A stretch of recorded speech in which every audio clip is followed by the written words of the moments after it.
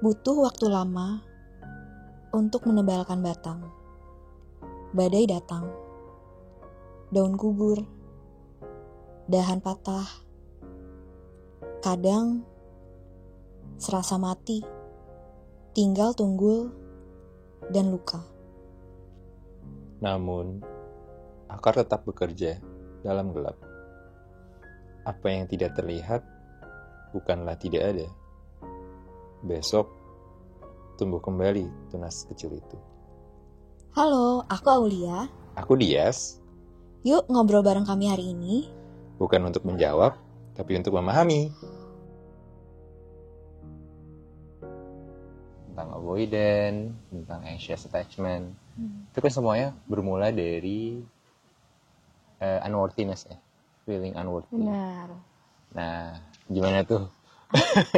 Aku tuh Gimana?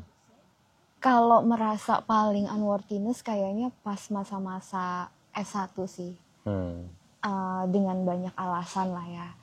Tapi baru bener-bener punya keberanian untuk ngulik itu kayak kenapa aku tuh sering merasa gak berharga, kenapa aku sering pokoknya kata-kata yang ada di dalam pikiranku tuh jahat. Itu tuh kebetulan pas S2 karena kalau di luar kan ada free counseling tuh, free terapi. Nah, jadi karena waktu itu mungkin aku juga masih ragu-ragu ya untuk coba terapi yang berbayar. Karena gratis, akhirnya aku ikutan. Cuma aku bisa bilang kayaknya terapi itu adalah salah satu bekal yang kalau misalnya orang nanya gimana caranya sih kita nyembuhin insecure attachment apapun itu ya, mau avoidant, mau anxious. Kayaknya kalau dari aku sendiri banyak dibantu karena pernah terapi tadi. Kamu juga pernah terapi kan? Iya. Sama sih. Kayak momen paling merasa unworthy dan segala macam itu pas kuliah sih sebenarnya. Kata-kata yang muncul adalah sama, kayak ngerasa salah, terus ngerasa nggak mampu dan lain sebagainya. Mungkin karena dulu juga itu adalah momen-momen dimana keluar rumah tapi nggak keluar rumah juga, kayak udah dikasih kebebasan tapi Ngekos, tapi kita nggak punya bekalnya untuk gimana sih survive di kebebasan itu, di independensi itu. Dan baru mulai datang ke psikolog dan segala macam tuh waktu pas 2020. Waktu pas umur 24 berarti ya. 24-25an. Dan itu akhirnya baru kenal tuh namanya yang kayak aku tuh kenapa sih bisa punya suara-suara di kepala. Suara-suara di kepala itu. Dan ketika misalkan ada kesalahan yang aku buat di kerjaan dan segala macam, kenapa aku nge-perceive-nya sebagai suatu hal yang defektif buat aku gitu loh. Dan di situ mulai dijelasin kenapa dan segala macam. Baru ada terapinya. CBT namanya. Ya, jadi CBT Cognitive Behavioral Therapy kan. Gimana? Aku sebenarnya ngerasa ada plus minusnya sih si terapi CBT ini. Jadi kalau misalnya kita punya trauma yang terlalu dalam, mungkin agak sulit karena itu kan terapinya ngomong ya, kita ditanya-tanya terus gitu. Jadi aku pernah coba juga beberapa yang kayak hipnoterapi kayak gitu-gitu. Tapi CBT ini menurutku membantu karena itu bikin setelah terapinya pun ya, bikin pikiranku tuh jadi lebih jernih gitu. Jadi kayak lebih logis gitu loh. Jadi kayak lebih logis, terus aku bisa challenge pemikiranku sendiri karena jadi ada satu buku juga yang aku baca, judulnya kan Chatter. Nah, di buku itu dia bilang sebenarnya bagaimana kamu melihat dunia, apakah dunia itu baik atau buruk, dan orang lain itu baik atau buruk. Kamu itu dibentuk oleh suara-suara yang ada di pikiran kamu. Dan gimana caranya kan si CBT ini adalah kamu harus bisa jadi masternya dari suara-suara yang ada di pikiranmu itu ya. Bukan berarti kamu jadi akan selalu berpikir positif, enggak. Tapi kalau kamu mikir negatif, kamu bisa switch lagi dan kamu bisa challenge gitu. Ada PR-PR gitu juga kan. Iya. Dan memang dulu tuh disadarkan bahwa suara-suara di kepala kita itu bukan murni dari suara kita sendiri. Benar. Dan hal yang paling dulu gongnya adalah suara-suara di kepala aku tuh ternyata suara-suara yang paling dominan di keluargaku. Waktu itu adalah ibu. Karena ya kan selama puluhan tahun kan dibentuk dengan di keluarga ya. Jadi suara-suara yang paling dominan itu adalah suara-suara yang ternyata aku baru sadar itu adalah suara ibuku. Bukan suara yang memang aku pengen. Jadi ya ketika ada terapi-terapi tersebut, ya gimana caranya kita bisa itu punya kita jadi mastermind di suara-suara kita tersebut. Terus berarti nyambungnya ke core belief-nya. Jadi kan kalau CBT itu katanya kita harus nemuin dulu kira-kira core belief yang salahnya itu apa. Terus aku punya catatan di sini sebenarnya core belief-nya itu bisa antara ke diri sendiri atau ke orang lain atau ke dunia. Tapi kan ada, kalau kamu apa yang defectiveness? Iya, kalau aku defectiveness. Kalau aku unlovability atau abandonment kayaknya agak-agak nyaru sih. Tapi sebenarnya ada lagi kayak helplessness, responsibility, entitlement juga. Anak-anak pejabat yang merasa bahwa dia bisa menindas orang dan lain-lain. I think it's entitlement. Jadi itu negatif juga kan. Kayak dia percaya loh kayak apa yang dia lakukan itu benar gitu. Jadi kan itu pemikiran yang salah kan dan perlu di challenge gitu. Dan ya itu sih aku ngerasa itu membantu banget untuk aku meningkatkan emotional intelligence. Iya. Mungkin sebelum ke sana, core belief itu apa sih sebenarnya? Core belief itu apa sih sebenarnya? Menurut lo apa? Kalau menurutku sih sebenarnya core belief itu adalah gimana kita bisa nge-perceive suatu kejadian. Karena kadang tuh kejadian di hidup kita ya memang terjadi gitu loh. Tapi kadang kita tidak melihat itu sebagai as it is, sebagaimana ya sudah terjadi saja. Tapi kadang kita nge-perceive suatu kejadian dengan core belief tadi. Misalkan kalau misalnya aku defectiveness, yang artinya suara-suara di kepala aku adalah kayak nggak worth it, nggak capable, terus nggak apalagi ya, nggak salah dan segala macam. Jadi ketika ada triggernya, aku ngelihatnya efeknya adalah di aku adalah aku jadi sering ngerasa bersalah, aku ngerasa nggak mampu untuk ngerjain kerjaan misalkan, atau yang padahal sebenarnya bisa aja bisa, dan itu kesalahan yang wajar dan ya udah semua orang juga pernah salah dan segala macam. Jadi intinya si core belief ini bisa bikin semacam automatic thought gitu nggak sih? Secara otomatis kita itu kayak diarahin untuk berpikir seperti ini, padahal kita juga tahu enggak itu tuh nggak bener kok, keadaannya tuh bukan begitu sebenarnya. Tapi kayak pakai kacamata aja. Kalau kita pakai kacamata yang warnanya hitam kan semua pandangan kita jadi hitam semua kan gitu. Jadi aku kira core belief tuh ya kayak gitu sih. Dan sekarang kita harus bisa memilah-milah mana yang ini kita lihat pakai kacamata hitam tadi dan mana yang kita bisa buka dulu nih, kita lihat keadaan yang sebenarnya kayak gimana. Ya. Gitu. Iya. Iya nggak? Benar-benar. Terus mau bahas yang mana dulu? Apa? Core belief-mu misalnya. Apa? Kalau core belief itu kan detachment lagi. Defectiveness. Nah, defectiveness tuh sama sih. Contohnya dulu waktu pas aku, kenapa pertama kali aku ke psikolog, itu karena waktu pas di kerjaan aku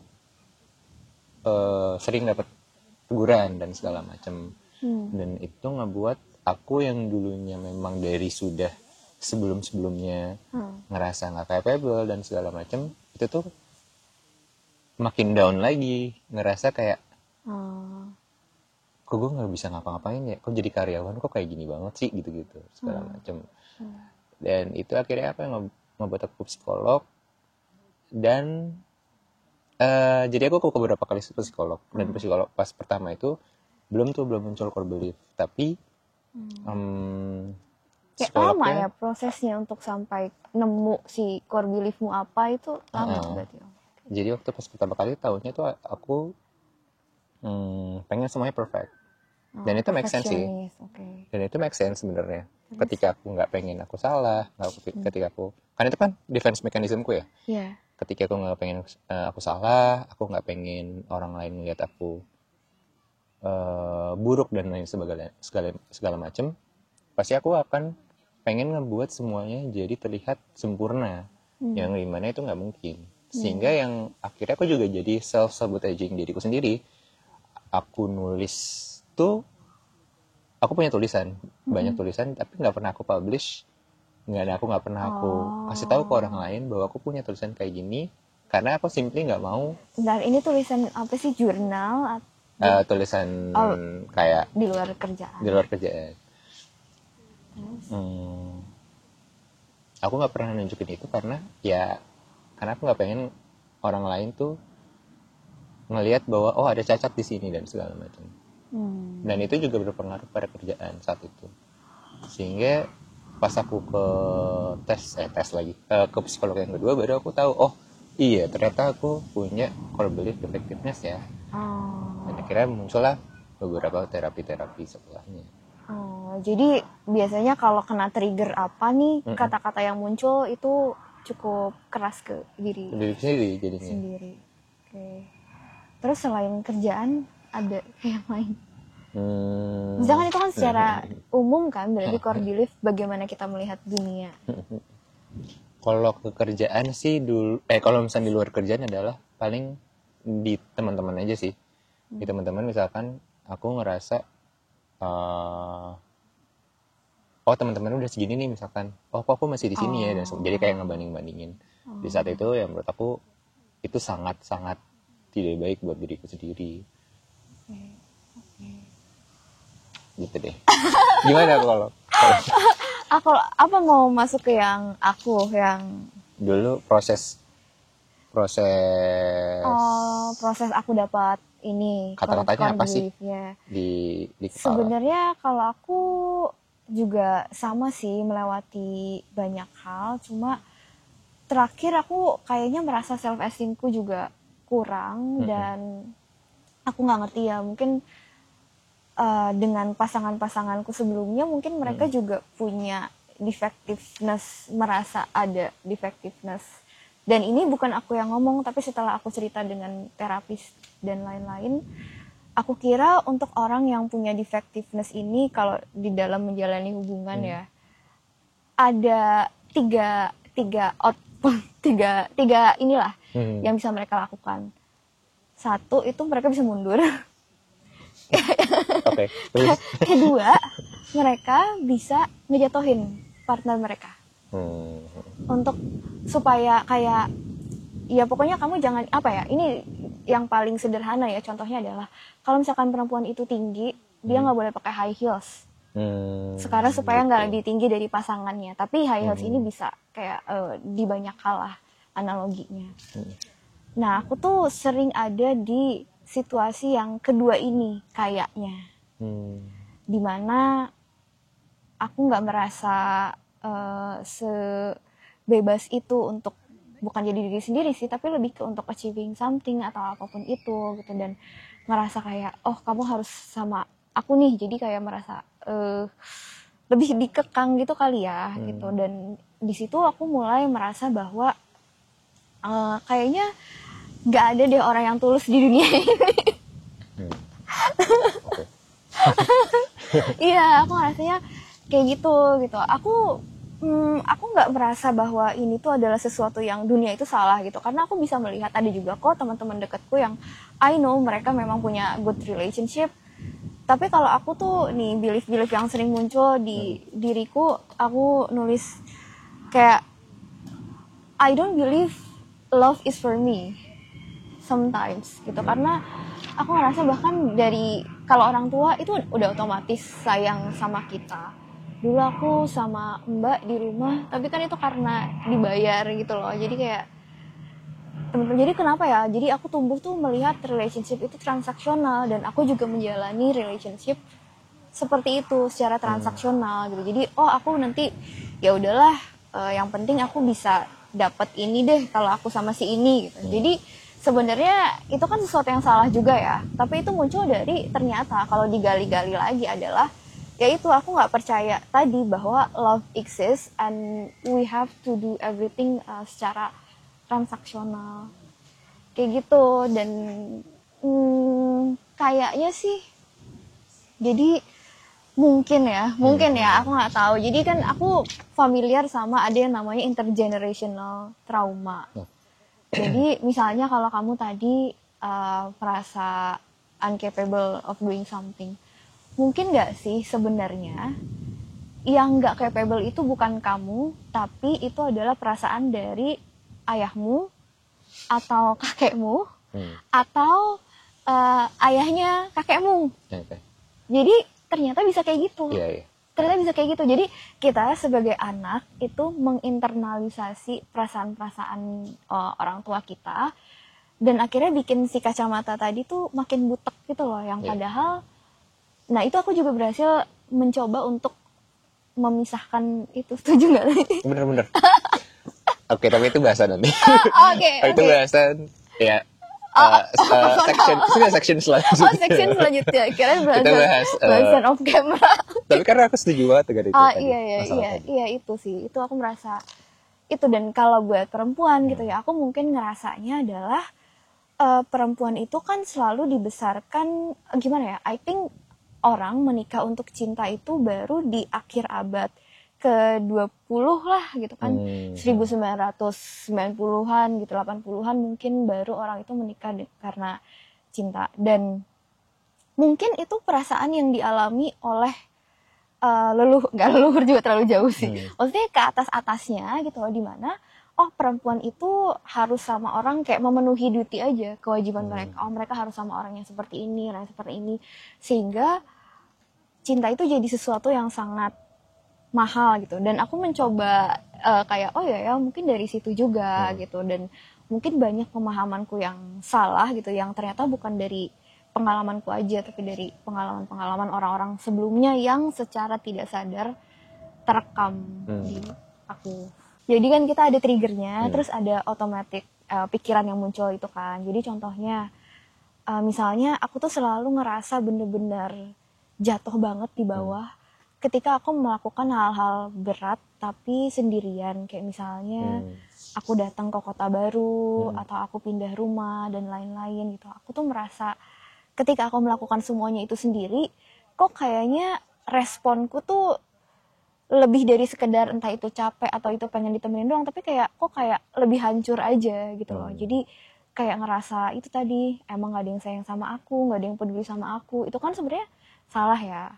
Jadi misalnya temanku dulu mau jemput teman kita, tapi dia nggak jadi bisa jemput kan. Terus kalau aku masih memakai si kacamata yang salah ini, aku akan langsung super marah gitu. Mungkin marah, mungkin sedih, nggak akan kontak lagi sama temanku. Terus tapi kenyataannya aku mencoba untuk membuang jauh-jauh pikiran-pikiran itu, dan sampai sekarang masih berteman baik juga. Dan ada pengalaman-pengalaman, pokoknya aku tuh kalau ada orang batalin janji tuh langsung kayak gitu loh rasanya.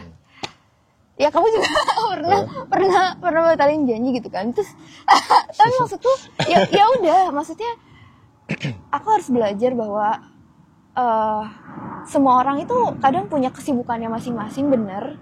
Mereka punya battle di pikirannya sendiri, macam-macam apapun itu gitu. Tapi mereka they make up for it aja gitu loh. Apalagi sekarang orang-orang juga pada sibuk kan, dan nggak harus aku nge-cut orang hanya karena aku sakit hati. Kalau enggak nanti aku bisa end up sendirian. Yang malah biasanya sih kalau aku lihat ya, kita tuh cenderung nyari pembenaran akan core belief kita. Jadi kalau unlovable tadi, aku malah akan semakin nge-cut orang. Kalau kamu tadi defectiveness, mungkin malah kamu nggak akan apply nggak akan maju, iya nggak sih? Iya bener banget. You know kamu pengen ada konfirmasi bahwa core beliefku ini benar. Iya. Karena pada dasarnya memang manusia itu malas untuk berpikir, malas ya sudah nyaman dengan familiarity kita. Nyaman familiarity yang padahal bisa jadi familiarity di dalam kenegatifan diri kita juga kan. Itu sih yang aku salah satu contohnya ya mungkin supaya lebih kebayang. Aku pengen mengutip. Apa? Dulu ada temanku yang ngomong gini. Familiarity is warm, but the shit is also warm. Oke. Iya. Tapi itu kayak, iya bener sih. Iya gitu kan. Dan kenapa CBT ini menantang menurutku? Nggak semua orang mungkin suka ya dengan terapi semacam ini. Karena kamu akan ditunjukkan bahwa ini tuh pikiranmu yang salah. Dan kadang-kadang orang-orang itu merasa lebih nyaman untuk menyalahkan entah itu orang lain atau menyalahkan dunia atau apapun itu loh dibanding memperbaiki bagaimana kita memandang orang lain dan memandang dunia itu sendiri. Karena itu ya akhirnya balik lagi ke kita kan, oh aku lagi nih yang salah, aduh males banget, kayak pasti ada aja yang merasa kayak gitu. Ada lagi nggak contohnya dan bagaimana kamu mengatasi kayak triggernya apa, situationnya apa?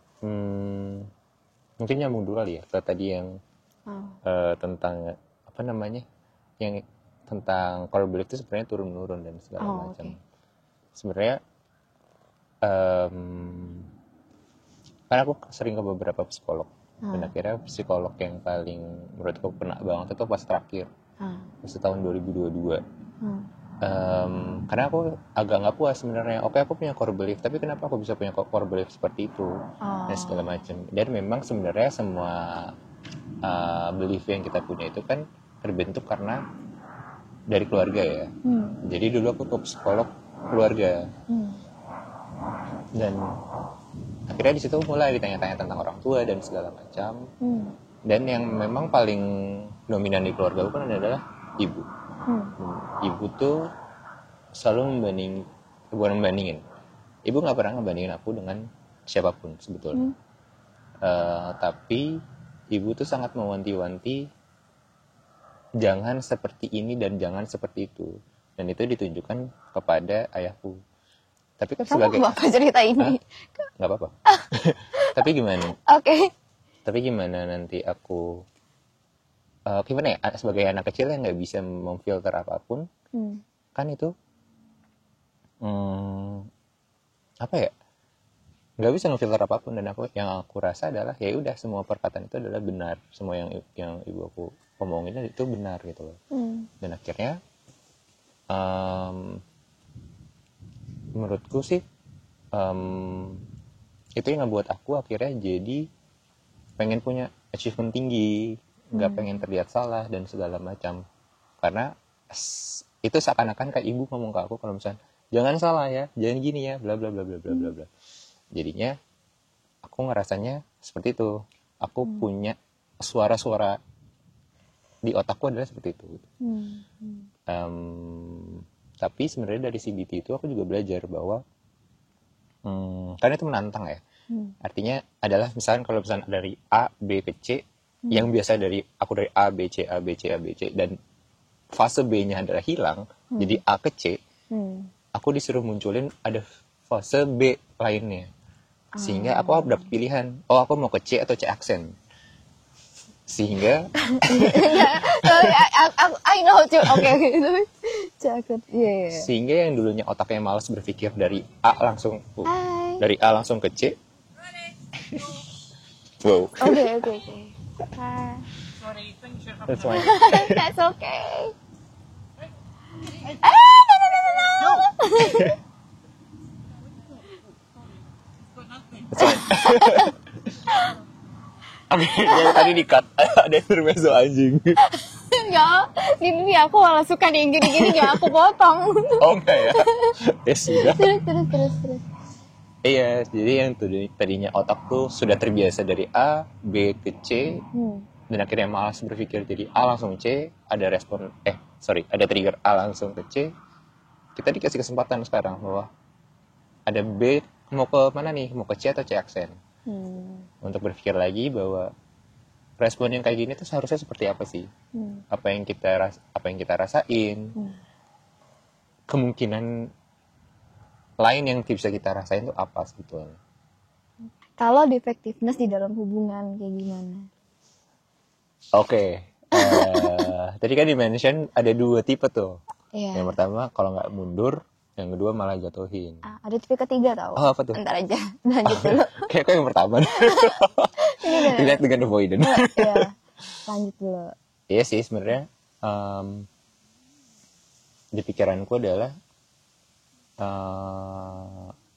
apa ya? Ketika misalkan ada pasanganku nih, pasanganku nyebutin kesalahanku apa aja, bla bla bla bla bla bla. Aku tuh respon pertamanya adalah selalu mikir, gila salah banget ya. Maksudnya aku tuh salah banget ya dan segala macem. Terus aku tuh orang yang tepat gak sih buat dia? Itu adalah respon pertamaku. Dan langsung kayak mempertanyakan qualified atau enggak? Qualified atau enggak. Tapi kan sebenarnya yang benar adalah oke, salahnya gimana, salahnya apa, perbaikinnya gimana. Ya udah make yourself worth aja. Tapi saat itu adalah respon pertamaku adalah ya udahlah kalau gitu mundur saja. Dan itu memang kayak hampir banyak cowok kayak gitu ya. Kayaknya sih, nggak tahu kenapa aku merasa banyak cowok-cowok zaman sekarang merasa kayak gitu. Dari yang orang-orang cerita juga ya. Aku tuh pengen nyambungin sama kondisi sosial lagi sih, dimana aku merasa kondisi sosial sekarang itu beda banget sama dulu. Ketika misalnya bapakku nih masih muda, dia baru kerja, dia tuh udah bisa langsung nikah dengan percaya dirinya, udah bisa langsung beli rumah dan lain-lain gitu loh. Jadi mereka punya sense of safety dan security yang lebih besar. Sementara kalau cowok-cowok zaman sekarang dihadapkan dengan keadaan bahwa ekonominya nggak stabil, terus ya pekerjaan juga ya begitulah susah gitu. Sementara mindset mereka tuh masih stuck juga di sana gitu, dimana kayak oh ya aku harus provide semuanya yang this is debatable gitu ya. Tapi aku merasa itu jadi sesuatu yang kurang begitu realistis sekarang gitu loh. Dan aku rasa laki-laki akan semakin merasa defektif tadi gitu. Defektif tadi bakalan semakin muncul karena mereka membandingkan dengan ya yang sudah lalu, orang tua, kakek nenek, kayak oh kok mereka bisa gini, padahal situasinya tuh udah sangat berbeda juga sekarang. Iya. Kalau pribadi aku setuju. Tapi mungkin di bagi aku yang paling kena itu bukan di bagian finansial sih, sebenarnya di bagian emosional. Oh gitu. Kayak karakter, emosional dan segala macam. Kayak kedewasaan. Karena kalau misalnya kayak finansial dan segala macam, itu penting. Kamu nggak usah flexing. Oh enggak. Aku ya Allah. Kayak aku malah patuh. Enggak, lebih ke arah finansial bagi aku. Gitu ya? That's not the only apa ya? Measurement. Bener sih. Kayaknya kenapa hal ini juga semakin marak itu gara-gara ya ekonomi juga makin susah dan segala macam. Dan pride-nya cowok tuh kan sebenarnya di bagian di provide-nya juga, di bagian finansial dan segala macam. Walaupun sebenarnya istilah provide itu nggak harus dari sisi finansial. Bener, kan gitu kan. provide itu bisa banyak kan, provide emotional safety, support, safety dan segala macam. Tapi memang sebenarnya balik lagi kita hidup di dunia yang sangat instan dan apa ya, ngelihat semua tuh kayak pengen ini instan dan segala macam. Dan yang paling instan untuk diukur adalah dari sisi finansial. Menurutku sih dari situ. Walaupun memang itu adalah salah satu tolak ukurnya dan ya tolak ukurnya cowok gitu loh. Tapi memang bukan cuma itu loh sebenarnya. Intinya sebenarnya nge-provide kan segala macam. Makanya tadi aku ngomong kalau misalkan bagi aku yang paling ngebuat aku apa ya tadi tentang keputusan mundur atau enggak dan segala macam bukan di finansialnya malah, tapi malah dari sisi emosionalnya. Karena aku ngelihatnya iya finansial itu penting, tapi but that's not the only one gitu. Jadi kan aku nonton Satu Kakak Tujuh Ponakan ya. Dan menurutku itu film yang sangat menggambarkan juga. Jadi si cowoknya ini kan sebenarnya dia struggling kan. Dia struggling finansial iya, secara emosional iya, karena dia juga harus nanggung beban ya banyak lah yang bergantung sama dia. Padahal si perempuannya ini juga sayang kok sama cowoknya, dan dia merasa kadang-kadang perempuan juga pengen nemenin laki-laki tuh ketika sedang berjuang. Ya kita juga tahu sih bedanya mana orang yang emang gak mau ngapa-ngapain dan emang orang yang berproses kadang-kadang dia bisa jatuh, kadang-kadang bisa bangkit lagi gitu. Dan aku kadang-kadang merasa sebagai perempuan tuh suka kamu gak usah ikut campur gitu loh, kayak kayak gitu. Padahal lo kenapa, aku juga it's okay kok nemenin, kayak di film itu si Maurinnya kan pengen nemenin sampai terakhirnya dia bilang kayak ya udah kita bagi sama-sama ya ininya bebannya gitu. Karena mungkin kebetulan perempuan itu juga sedang capable untuk ya membantu gitu, and that's okay gitu. Jadi perlu ada diskusi antara jangan sampai bebanmu itu jadi beban kamu sendiri. Ketika ada orang yang mau bantuin ya you have to let them. Jadi aku juga ada pengalaman waktu kecil banget gitu yang kayaknya ngebentuk si unlovability ini adalah waktu kecil itu aku nggak pernah berani bilang ke orang tuaku kalau aku sakit. Jadi cerita dulu ya. Iya, jadi karena kan orang tuaku dua-duanya kerja gitu, dan ayahku juga sempat ini kan ke luar jadi sendirian, dan aku merasa kalau aku sakit tuh aku bakalan ngerepotin gitu. Mungkin ya maksudnya orang tua aku nggak apa-apa gitu ya, cuma kok kayak aku terbiasa untuk seperti itu. Dan setelah aku pikir-pikir sekarang pas udah dewasa, kok sedih juga ya. Maksudnya sakit itu kan sesuatu dimana kita paling vulnerable nih. Apalagi anak kecil, itu dia pasti sangat-sangat manja gitu, pengen ya di inilah. Tapi kok aku malah gak berani untuk minta tolong gitu. Dan mungkin hal-hal yang seperti itu yang aku tumpuk terus. Aku gak berani reach out gitu. Aku merasa aku unlovable, padahal mungkin I'm not trying to menerima gitu, karena aku gak minta. Aku gak pernah menerima karena aku gak minta. Dan orang kadang-kadang gak bisa baca pikiranku, dan aku menyalahkan mereka semua yang tidak memberikan apa yang aku butuhkan, padahal ya mungkin cuma bisa dikomunikasikan. Jadi kita nyambung ke bagaimana cara healingnya mungkin. Ayo, boleh. Kamu selain dari psikolog itu kan pasti dikasih ini kan, exercise atau apapun. Terus apa kira-kira yang membantu kamu kayak ngelurusin pikiran? Sebenarnya yang CBT itu sangat membantu. Tapi setelah itu aku masih penasaran, kenapa kok bisa kayak gini, bisa kayak ngerasa defektif dan segala macam.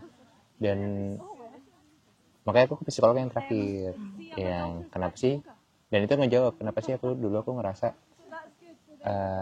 aku defektif dan segala macam. Aku ngerasa nggak puas dengan diriku sendiri dan segala macam. Dan sama sih jawabannya kayak yang di awal. Semua terbentuk karena dinamika kedua orang tuaku saat pas aku kecil. Sehingga aku sebagai anak bontot ini ngerasa somehow responsible terhadap dinamika di keluargaku. Aku nggak bisa nyari bantuan, aku nggak bisa merubah apa yang ada di pikiranku. Dan di saat itu tuh aku menyalahkan semuanya ke ayahku sebenarnya. Kenapa sih jadi kepala keluarga kayak gini dan segala macam. Padahal sebenarnya kalau misalnya dilihat aku lebih mirip kayak ayahku sebetulnya. Banyak jadi kayak ketika kamu menyalahkan ayahmu, sebenarnya kamu lagi menyalahkan dirimu sendiri secara tidak sadar. Banyak sebenarnya kualitas-kualitas yang ayahku punya terus aku punya sebetulnya. Dan dari situ sebenarnya aku dicoba dilurusin sama psikologku tentang kenapa sih ayah bisa kayak gini, kenapa sih ayah bisa kayak gitu, ibu bisa kayak gini, ibu bisa kayak gitu tuh kenapa. Dan saat itu psikolog tuh mencoba aku berada di posisi aku seperti apa. Ya udah, sebenarnya dari situ aku mulai ngerasa, oh ternyata ayahku baik banget ya. Apakah kamu mulai dari memaafkan ayahmu atau memaafkan ibumu kayak gitu? Dimintanya gimana? Dimintanya adalah mulai dari kognitifnya dulu, dari perspektifnya gimana dari orang tua. Kenapa mereka bisa kayak gini? Kenapa mereka bisa coba kayak menempatkan diri di point of view mereka. Iya. Okay. Karena saat itu aku dikasih 3 exercise saat itu. Pertama adalah cara untuk merubah paradigma terhadap sesuatu dan segala mental lah istilahnya. Itu ada dari feeling kita terhadap kejadian tersebut, gimana perspektif kita terhadap kejadian tersebut, dan terakhir adalah kebiasaan yang dibangun setelah itu. Sehingga saat itu yang pertama kali dibangun adalah feelingku dulu, feelingku terhadap ayah seperti apa, feelingku terhadap ibu seperti apa. Dan ketika membahas itu, ternyata aku sesayang itu sama orang tua aku sesayang itu sama ayahku. Tapi emang iya sih, kayaknya kalau lagi terapi tuh setelah proses kayak ada kesel-keselnya, memaafkan, terus malah jadi kayak menghargai gitu gak sih? Kayak gila, jadi orang tua tuh susah banget. Dan aku tuh ketika dicoba di perspektif orang tuaku, terutama di saat ayahku itu, aku langsung ngerasa oke, ternyata ayahku tuh ternyata selama ini jadi pahlawan ya. Pahlawan yang nggak pernah ngomel, nggak pernah ngomong, nggak pernah kayak ya udah ditelan aja. Ditelan. Di semua tuh dia lakukan ya buat menjaga keseimbangan keluarga saja gitu. So ya banyaklah sebenarnya intrik-intriknya, intrik apa namanya, banyaklah prosesnya saat itu. Dan akhirnya setelah itu ngebangun kebiasaan bahwa ketika aku lagi ngerasa salah, ngerasa kayak nggak benar dan segala macam, yang pertama dibangun di kepalaku adalah ini kebiasaan lamaku. Coba aku lihat perspektif, bagaimana aku melihat perspektif di saat kondisi aku lagi di konseling itu. Sehingga perasaannya berubah sih akhirnya. Dan itu nggak mudah sejujurnya untuk membangun kebiasaan itu. Relapse-nya sering banget. Tapi iya benar-benar kan? Itu bukan berarti kayak kita langsung udah otomatis bersih gitu dari si kacamata itu. Kadang aku melihatnya cuma ya udah semakin pudar, atau lebih ke kita semakin ngeh, oh iya ya kita lagi pakai kacamata ini nih, kita harus singkirkan dulu. Tapi mungkin nggak bisa benar-benar hilang juga ya gitu. Aku juga ngerasa masih ada kok trace si core belief aku on lovability ini sampai sekarang masih ada, tapi terus berusaha aku challenge. Jadi kalau aku sih salah satu yang bikin healingnya itu adalah ketika aku mencoba untuk achieving sesuatu yang sebelumnya itu belum pernah aku lakukan gitu. Misalnya salah satunya itu ya si persiapan keberangkatan ini loh. Ketika jadi ketua itu kan, jadi ketua angkatan itu kan, itu hal yang sama sekali nggak pernah aku pikirkan bahwa aku bisa sebelumnya. Karena aku introvert dan lain-lain gitu, dan karena nggak akan ada yang suka sama aku gitu, nggak akan ada yang milih aku, nggak akan ada yang dengerin aku, jadi kayak gitu loh suara-suaranya. Dan emang aku menemukan kayaknya yang harus kita lakukan itu cuma menghadapi aja. Ya udah, hadapi aja. Terus untungnya aku dapat kesempatan ini, dan ketika acaranya itu berakhir dan aku ngeliat orang-orang tuh ternyata bisa thankful banget ya, orang-orang bisa ngasih kayak notes dan lain-lain gitu. Aku merasa bener-bener dihargai, dan akhirnya muncul tumbuh percaya diri yang akhirnya agak-agak mengikis si perasaan unlovable ini gitu, karena enggak kok, orang-orang suka kok sama aku ternyata gitu ya. Maksudnya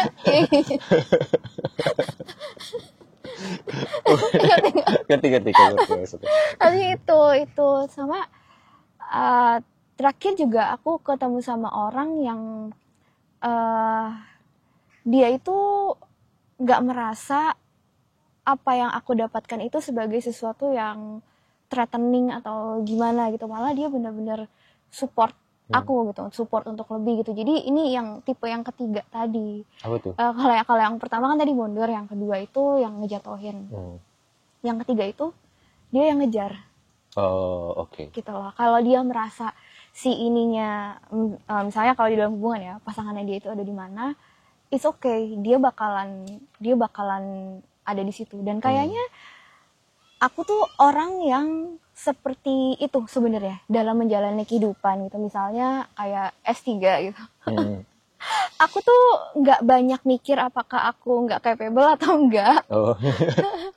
Kamu kayak gitu kan? Mungkin kamu ceritain dulu kalau kamu misalkan mau daftar kuliah gitu. Kamu gimana? Sama sih, ketika aku daftar kuliah, aku tuh memutuskan untuk apply tuh lama banget. S2 padahal S2 gitu loh, maksudnya yang notabene tinggal apply, nggak tinggal sih, cuma maksudnya nggak perlu riset, nggak perlu apa, tinggal apply.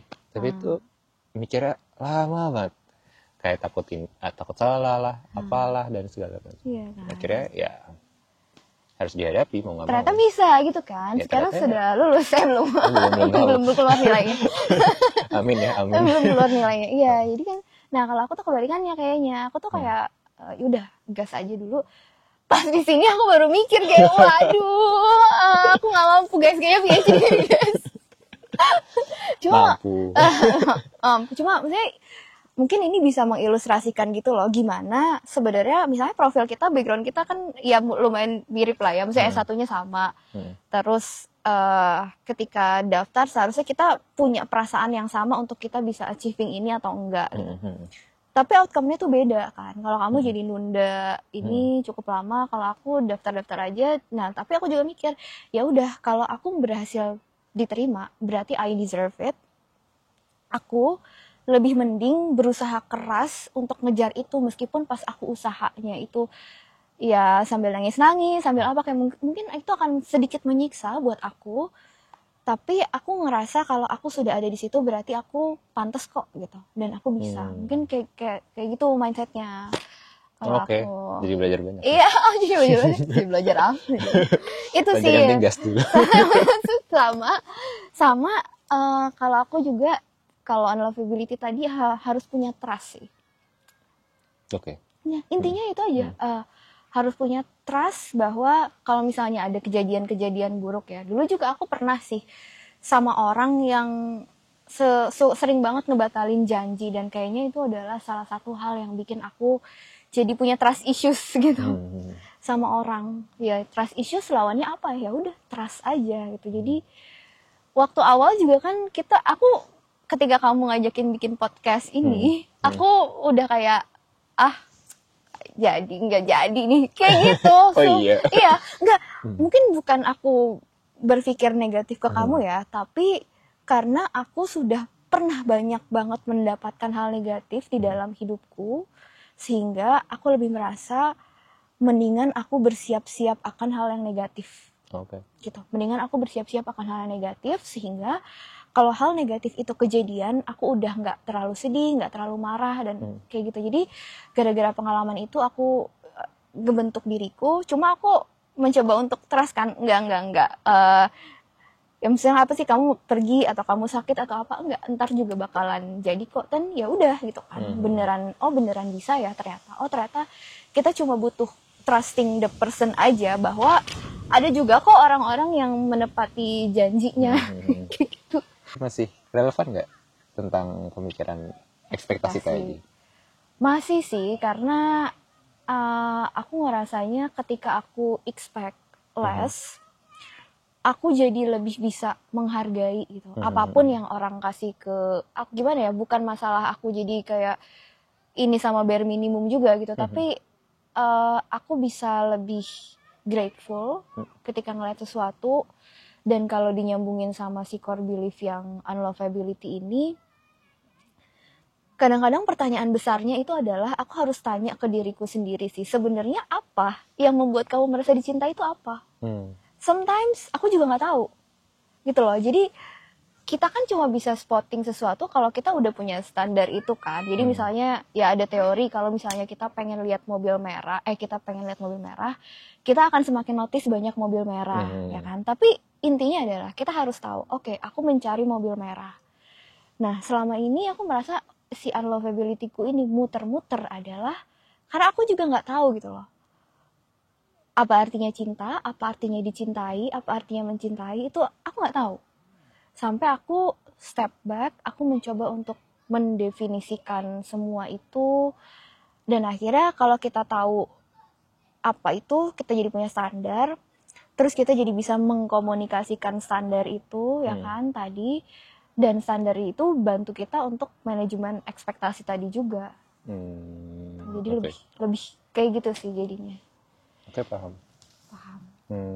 Karena kadang di luar sana tuh banyak, kita tuh sering kayak ngehakimin pemikiran kita sendiri. Bahwa kayak oke, ini baik atau buruk dan segala macam. Padahal sebenarnya yang kita butuhkan adalah kita tanya ke diri sendiri bahwa ini masih relevan atau tidak. Karena sejujurnya itu yang paling mudah diterima sama otak kita, bukan tentang baik atau buruk. Gitu ya sih. Apa berguna untuk kita melihat atau enggak. Oke. Kamu ada nggak pemikiran-pemikiran yang sekarang gitu, misalnya apapun itu ya, misalkan kamu ragu-ragu untuk daftar S3 atau apapun kayak gitu, kayak apa yang kira-kira bisa membantu kamu to overcome mengatasi si core belief tadi? Oke. Jadi aku tuh sebenarnya tadi mungkin nggak ke-mention ya cara healing juga ya. Cara healing. Ini yang step selanjutnya adalah aku punya kayak jurnal gitu loh. Jurnal bahwa aku tuh selama ini udah ngapain aja. Jadi kayak flashback dari awal ya nggak dari awal sih, tapi aku emang udah mulai nulis kan dari zaman SMP SMA kan. Dan itu tuh aku selalu punya kayak aku tuh ngapain aja ya nggak setiap hari ya sih, cuma kayak ya seminggu sekali lah segala macam. Dan itu tuh ngebuat aku jadi punya bekal bahwa dulu tuh aku bisanya segini, sekarang aku bisanya segini. Apa sih yang aku punya, potensi apa sih yang aku punya. Tapi sebenarnya di selain itu tuh aku juga bisa selalu nulis kayak aku tuh belajar apa hari ini, pembelajaran apa yang bisa aku ambil, pembelajaran kehidupan in general. Entah itu dari kesalahanku atau misalnya dari orang lain atau segala macam. Jadi sehingga ketika misalkan dulu aku ragu-ragu nih daftar S2 dan segala macam,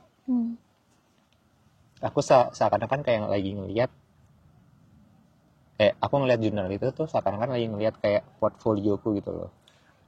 Kayak aku tuh punya ini loh, bekal ini. Aku dulu udah belajar tentang ini, aku punya pembelajaran ini dan lain sebagainya. Tapi despite all of that, hal yang paling kena buat aku adalah tentang masalah kalau misalkan aku diterima berarti memang aku capable di situ. Sama tadi, iya kan pemikiran juga kan, berarti setuju ya? Betul, setuju banget. Karena kalau misalnya aku nggak keterima berarti jalanku bukan di situ. Karena ini balik lagi ke spiritual juga. Aku sangat percaya dengan takdir, mau gimana pun usaha aku. Kalau misalkan aku nggak di situ ya berarti memang aku nggak cocok di situ. Nggak jodoh di situ. Jadi ya udah gitu aja sih. Mungkin tapi kalau jodoh pasti capable. Semoga amin capable.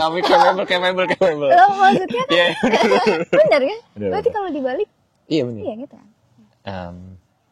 Karena mungkin dulu aku selalu ngerasa bahwa semuanya tuh bisa ada dalam kontrolku. Padahal sebenarnya di hidup ini tuh kontrol tuh bukan cuma di aku doang, tapi ada orang lain, ada daun-daun kayak gini yang nggak bisa aku kontrol juga. Jadi maksud aku ketika aku memutuskan sesuatu, misalnya ketika aku menjalani kehidupan, dulu aku terbiasa untuk ngelihat aku sebagai as a first person. Dalam artian main karakter. Bukan. Maksudnya apa? Aku ngelihat dari kacamata aku doang gitu loh. Oke. Padahal sebenarnya yang terjadi di dunia ini tuh bukan cuma karena aku doang, tapi ada orang lain, ada pengaruh-pengaruh lain gitu loh, angin dan segala macam. Sehingga permasalahannya itu bukan masalah capable atau enggak, tapi cocok atau enggak sih di sini, dan itu kan yang bisa ngejawab cuma waktu doang. Ya enggak sih? Iya benar sih. Iya. Jadi waktu kalau dihadapi, Nah, kalau enggak ya nggak terjawab. Betul.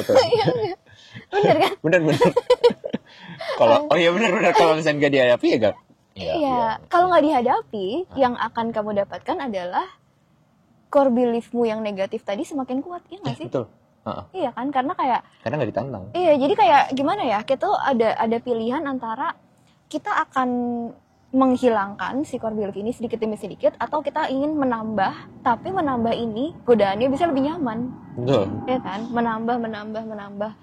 Ya aku melihat kadang-kadang ekspektasi orang juga di dalam healing ya, mau mereka nyembuhin core belief, trauma, ataupun dari being anxious, avoidant kayak gitu.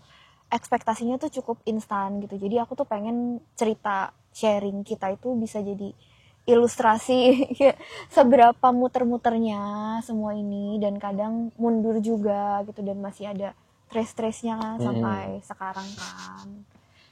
Dan menurutku terapi itu penting atau enggak? Penting banget sih, karena even bahkan sebelum terapi itu kan pasti ke psikolog dulu dong. Menurut aku ketika waktu pas psikolog pun yang paling penting dari situ adalah kita membuka awareness. Karena untuk merubah seseorang atau seseorang berubah itu hal dasar yang dibutuhkan adalah dari sisi awareness. Misalnya kayak lagi ngebuka Pandora box aja.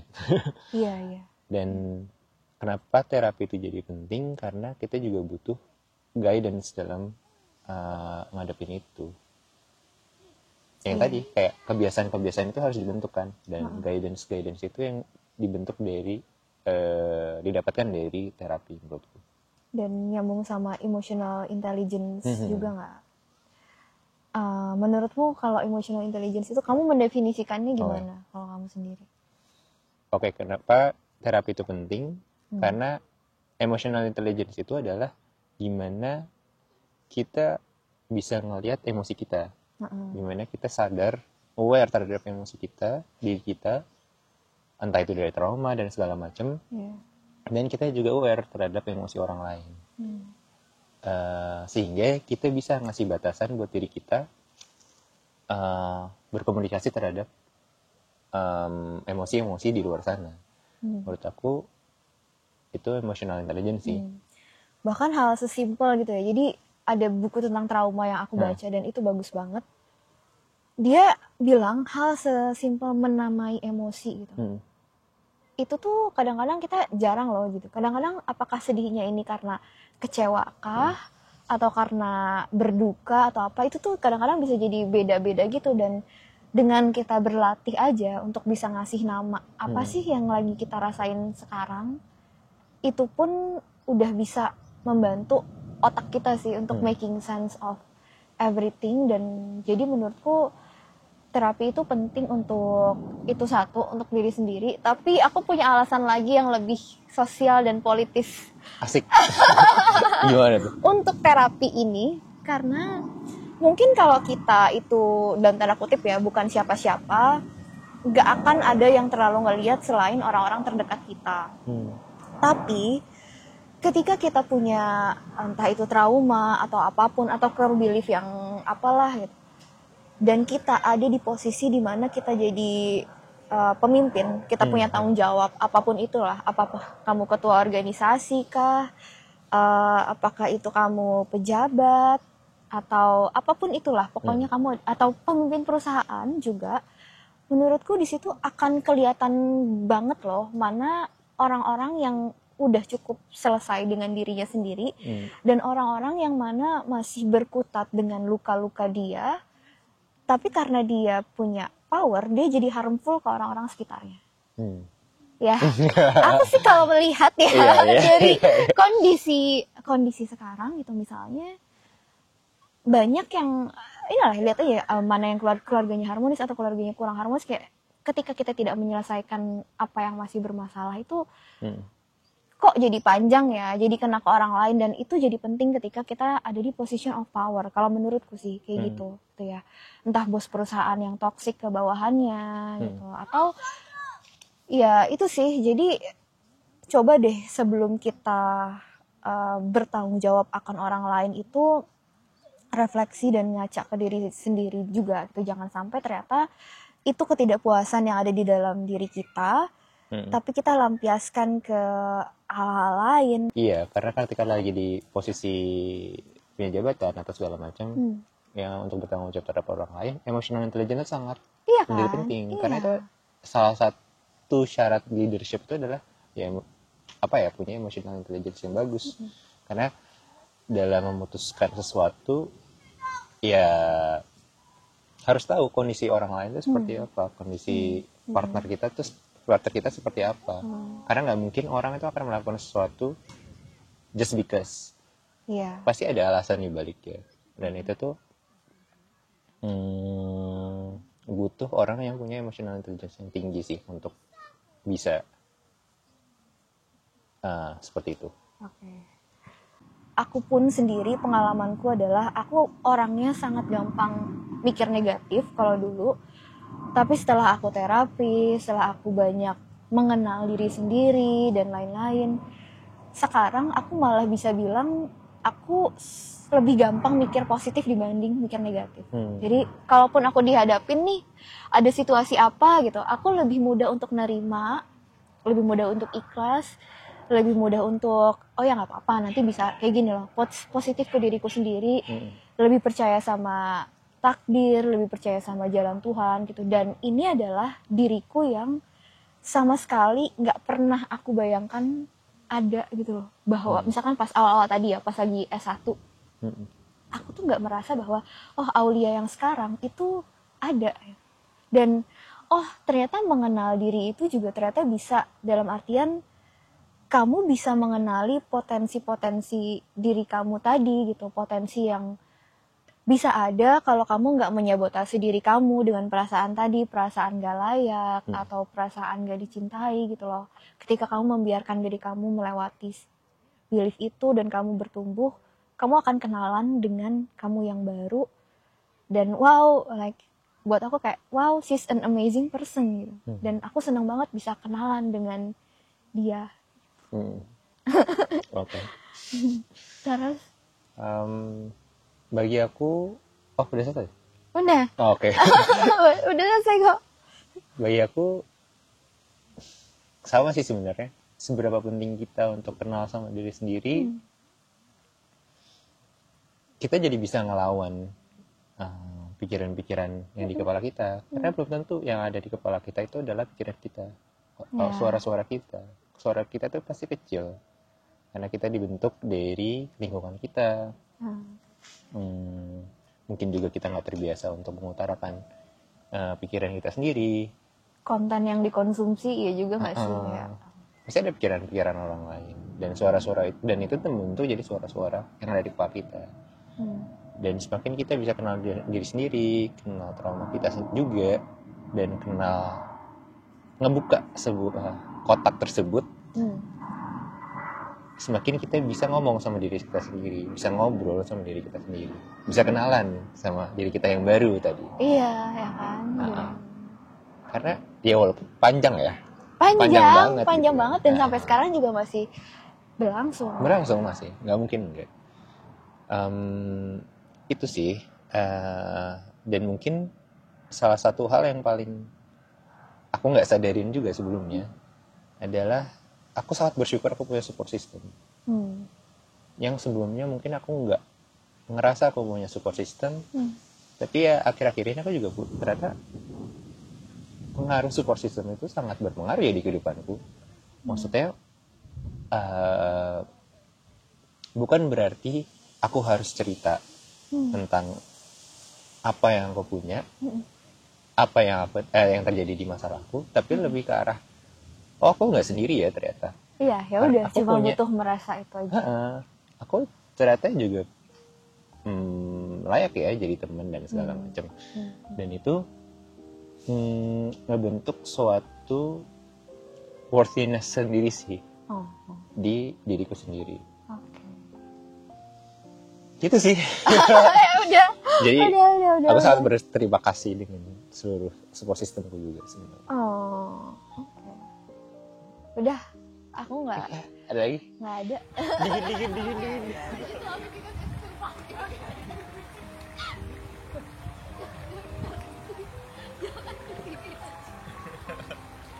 Berarti dari tadi di shoot kita nggak ada. Ada sih sebenarnya.